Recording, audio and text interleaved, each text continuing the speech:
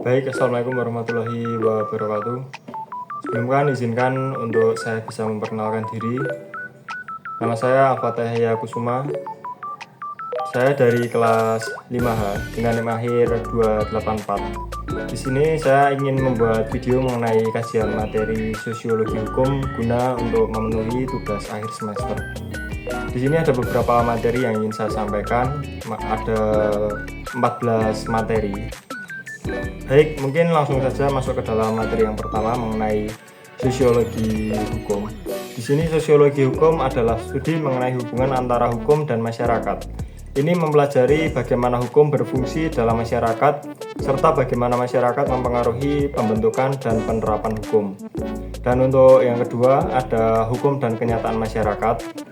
Di sini hukum tidak hanya sebagai norma yang ada di dalam undang-undang, tetapi juga harus memperhatikan kenyataan sosial dalam masyarakat. Hal ini mencakup bagaimana hukum diterima dan diterapkan atau dipengaruhi oleh norma-norma sosial, budaya, dan juga kebutuhan masyarakat. Dan untuk yang ketiga ada yuridis empiris dan yuridis normatif. Untuk yuridis empiris yaitu pendekatan yang memfokuskan pada penerapan hukum dalam praktek dengan melihat fakta-fakta yang ada di lapangan. Dan untuk yuridis normatif yaitu pendekatan yang lebih menekankan pada aspek normatif atau aturan hukum yang ada tanpa mempertimbangkan praktek di lapangan. Dan untuk yang keempat di sini ada mazhab pemikiran hukum positivisme, yaitu positivisme hukum adalah teori hukum yang menekankan bahwa hukum hanya berasal dari peraturan yang sah dan diterima oleh otoritas yang berwenang tanpa memandang moralitas atau nilai-nilai sosial. Dan untuk yang kelima ada mazhab pemikiran hukum sociological jurisprudence, yaitu pendekatan ini menggabungkan hukum dengan faktor-faktor sosial dan analisisnya. Pemikiran hukum ini berfokus pada bagaimana hukum dapat menciptakan perubahan sosial dan beradaptasi dengan kebutuhan masyarakat. Dan untuk yang keenam ada mazhab pemikiran hukum living law dan juga utilitarianisme.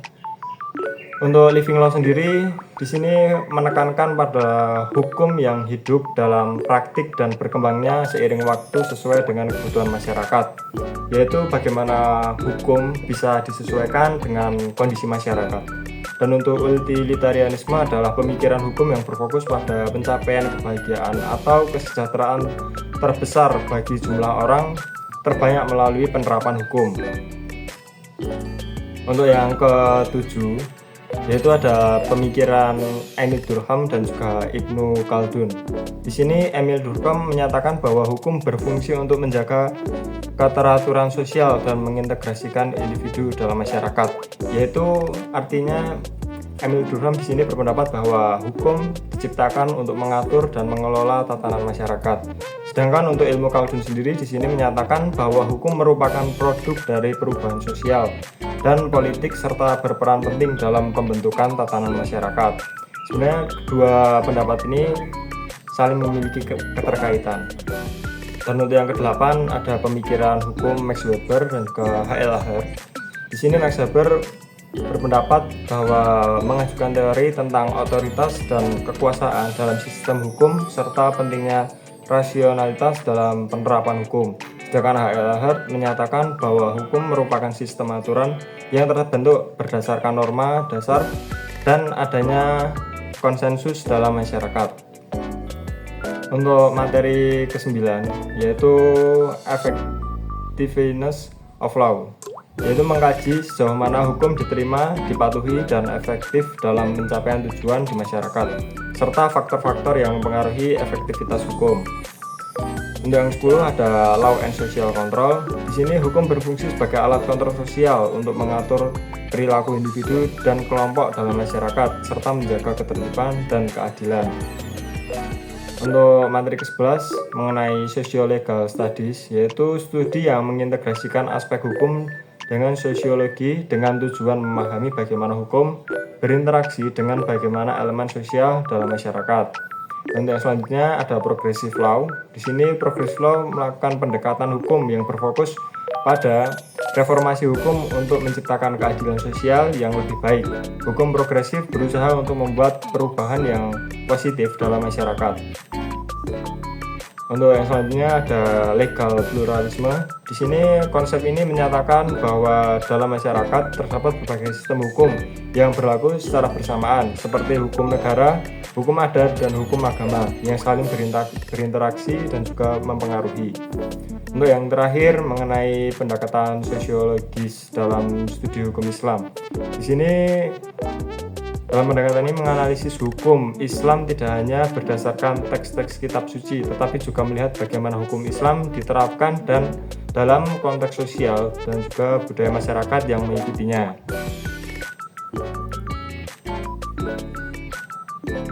Dan untuk yang selanjutnya atau yang terakhir mengenai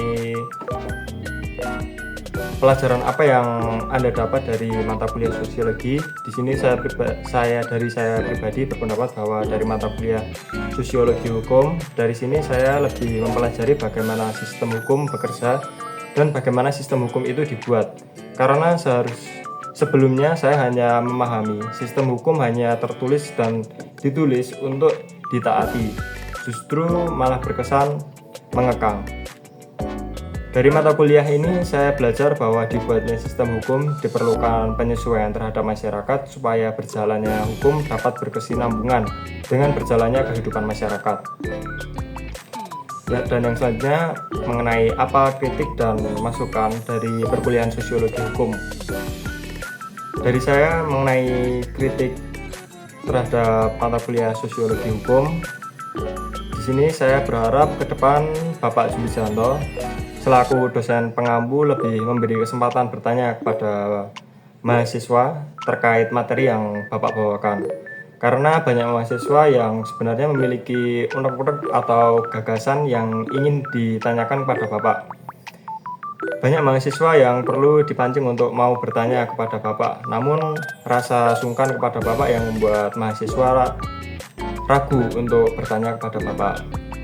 Dan untuk yang selanjutnya, apa proyeksi Anda ke depan pasca mempelajari sosiologi hukum? Proyeksi saya ke depan adalah saya harap dari ilmu yang diberikan yaitu sosiologi hukum, saya mampu menjelaskan kepada orang-orang sekitar tentang bagaimana hukum itu bekerja dan dibuat. Di era sekarang banyak masyarakat, terutama masyarakat desa yang belum mengetahui apa itu hukum. Dari sini saya berharap saya mampu memberi penjelasan mengenai hukum kepada orang-orang yang belum memahami mengenai apa itu hukum. Dan untuk mengenai goals atau impian, dari sini saya memiliki impian menjadi seorang hakim karena hukum di Indonesia masih tergolong hukum yang tajam ke bawah dan tumpul ke atas. Maka dari itu saya ingin menjadi seorang hakim yang ingin menajamkan hukum seperti halnya belati yang tajam di setiap sisinya. Mungkin sekian yang dapat saya sampaikan. Apabila ada kekurangan mohon dimaafkan. Sekian, terima kasih. Wassalamualaikum warahmatullahi wabarakatuh.